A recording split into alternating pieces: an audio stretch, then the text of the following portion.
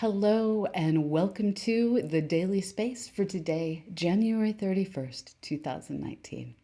I am your host, Dr. Pamela Gay, and I am here to try as hard as I might to put science in your brains. We continue to have a fairly slow news week.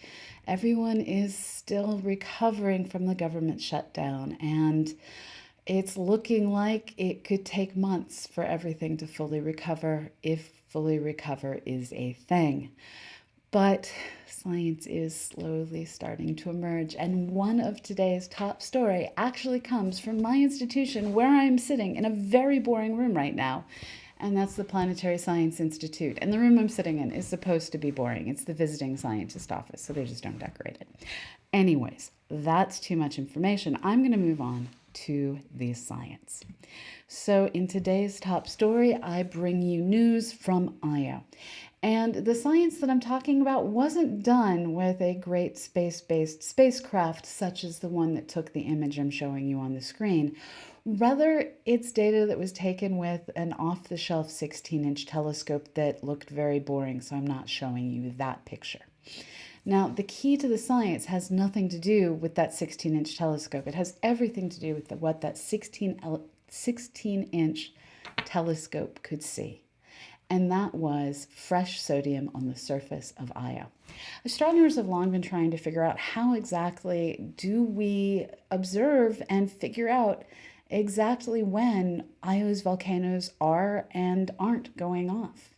It turns out that some of our past methods weren't the most effective. We'd thought that, like here on Earth, we'd be able to spot volcanoes based on how they warmed up the surface. So we were looking at Io in infrared, looking to see those warm tongues of lava that would sprawl out warmly across the surface of Io.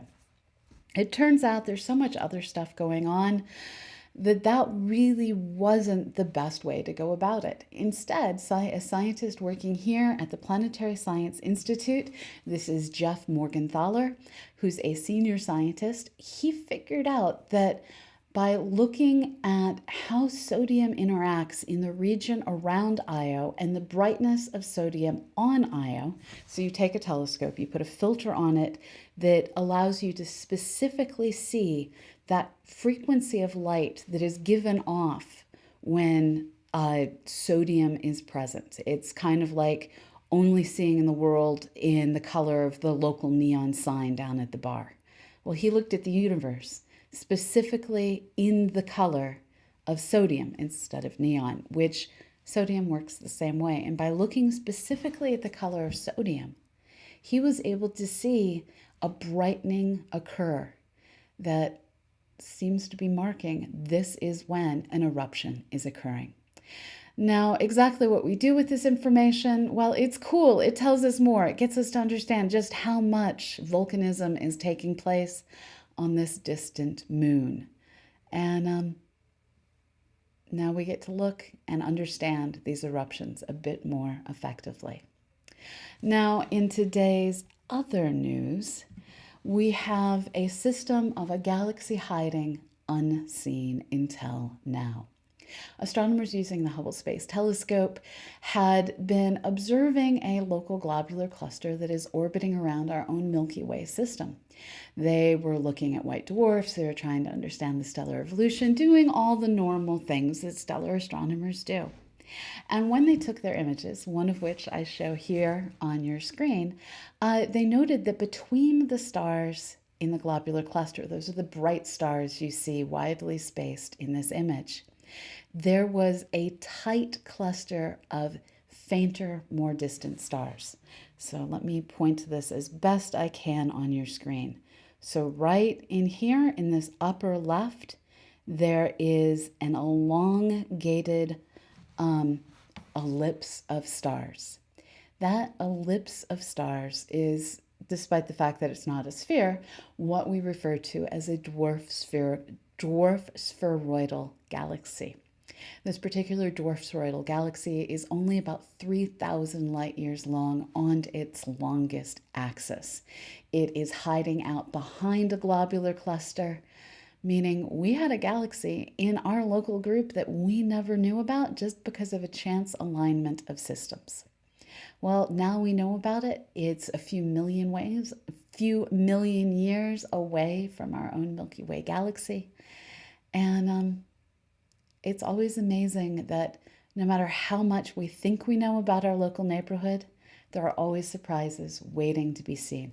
This is a completely serendipitous discovery. These astronomers did not go looking for local dwarf galaxies the way, for instance, Sloan Digital Sky Survey does. They just wanted to study a globular cluster. And this galaxy was like, me too, study me.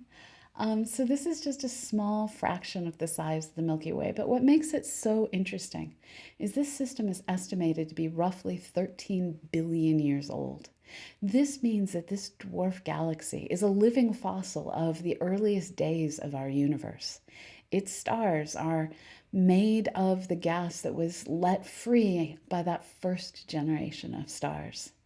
And because it is so isolated, it hasn't been enriched, it hasn't been changed from its original form. So we have a living relic of the kind of stuff that eventually built up system by system, merging and evolving to form our own Milky Way.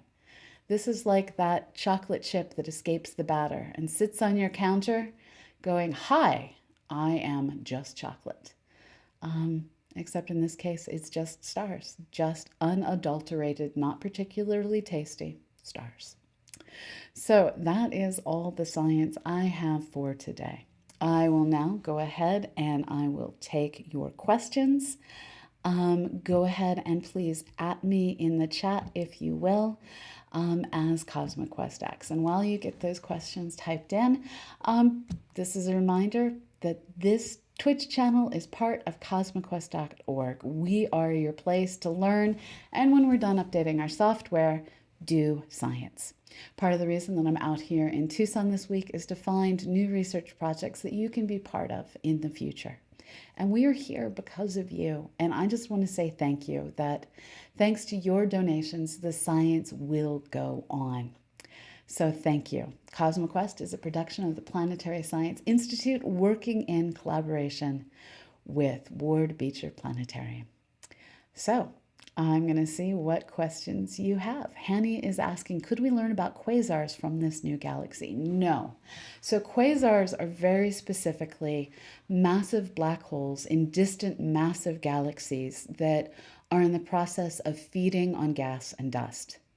Now, the galaxies that quasars tend to hide within, those are made up by a multitude of these small dwarf galaxies that have merged over time.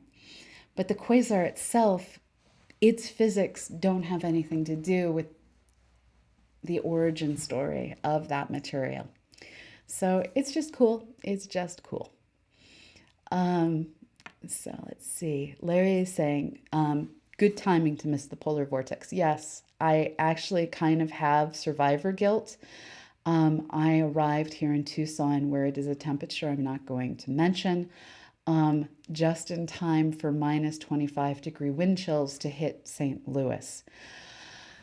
Be good to yourselves, all of you out there in places that are very cold. You have my deepest sympathies and my warmest thoughts, and neither of those things will actually keep you warm, so please bundle up, everyone. Let's see, what else? So Richard Hendricks is saying, did they report on the star gas dark matter ratio on the small galaxy? Not yet. I think that's work that still needs to be done. This is mostly a discovery of, hey, look what we found lurking between our white dwarfs. Sometimes it's just cool to find something and you share and then you learn more about it. Fenrig is asking, could there be one of those elusive mid-sized black holes in this or another nearby globular cluster? So as near as we can tell, globular clusters don't tend to actually have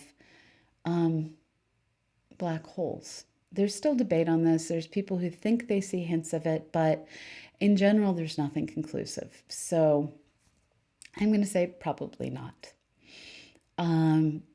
So Henny is asking, could we tell if this new galaxy had a supermassive black hole? It's just too tiny. It's not going to have one. It may have the dwarf galaxy may have one of the mid-range massive black holes. The globular cluster probably doesn't. So string theory is saying, since both X-rays and the Hertzsprung-Russell diagram were known to physics before 1920, was it considered that there might be hot stars radiating mostly X-rays? So we know that a star's peak wavelength of light is directly related to its temperature. We also know that its ability to hold itself together is directly related to how much energy it's generating. And there's a certain balancing point at which if a star gets too big, too hot, it starts pushing away infalling material with all the light that's being generated. I believe that it's been understood for a long time that a star just isn't going to get big enough to give off the majority of its light in the X-ray. The kinds of objects, the kinds of places where we see X-ray light being the dominant light giving off are places like the intercluster medium inside massive galaxy clusters. So we do see places where X-ray light is the dominant form of light. We see phenomena where the dominant phenomena, so a jet, something like that related to an object, is dominated by X-ray light. But the continuum radiation of a star, as far as I know, and I'm leaving room to be wrong, but as far as I know, there are stars that give off the majority of their light in the ultraviolet, but there aren't stars that give off the majority of their continuum radiation, that day-to-day light because they're warm, in the X-rays. I hope that made sense. So Sky Krim is asking, so what are the potential new projects? I'll tell you as soon as the scientists let me. Scientists like to wait and get things perfect, and without knowing how long it will take to get there, they don't want to talk about what's coming up. I can tell you we're working on a project related to glacier lakes here on Earth, and that will be launching hopefully in the next couple of months as we work to get everyone. Well, it takes longer when you have fewer humans, and this is what we're learning. So as soon as we can get that done, we'll get it launched. So Hanny is asking, do globular clusters have stars big enough to form black holes? Yes, they do. And neutron stars as well. So Fenrig is saying, back to Io, do we know geologically, chemically, how sodium formed on the surface, since it's otherwise chemically reactive? Oh, I'm sure somebody does. I'm just not that somebody. I know that this is a planet that has a rich and diverse chemistry. Sodium plays a role in the chemistry. I think it's SO4, but I don't know beyond that. I'm sorry, you hit the edge of my planetary knowledge. Yeah. So do we have any more questions out there?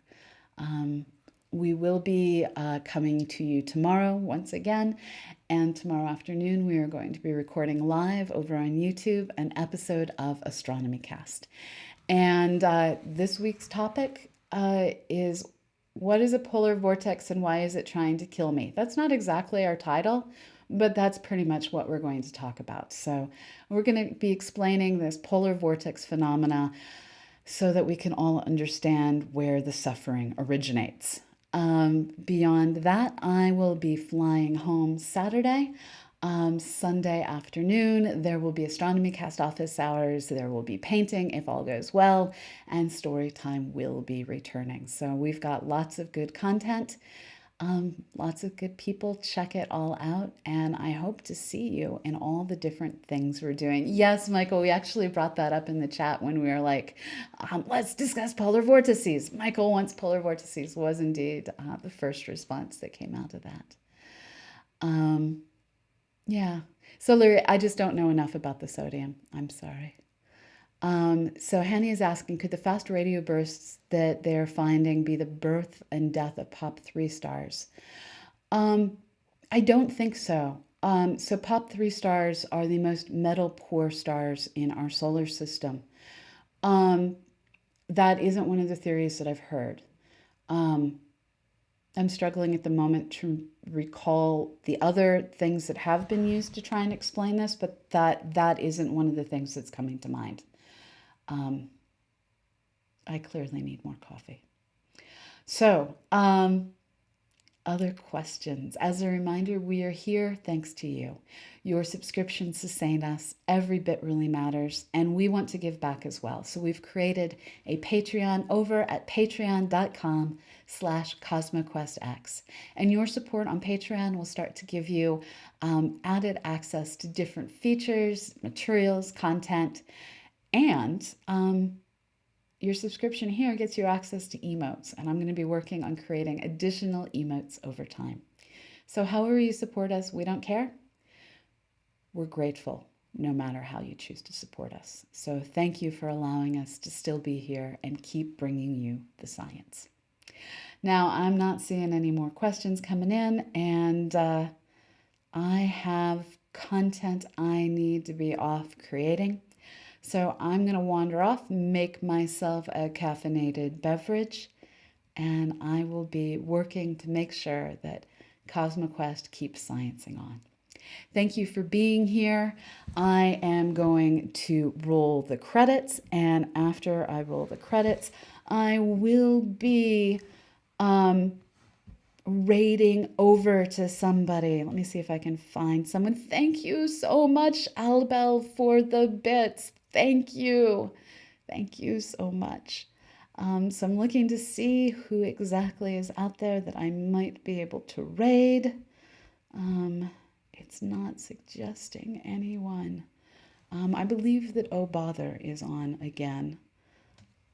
He is. So let's raid Oh Bother after the credits.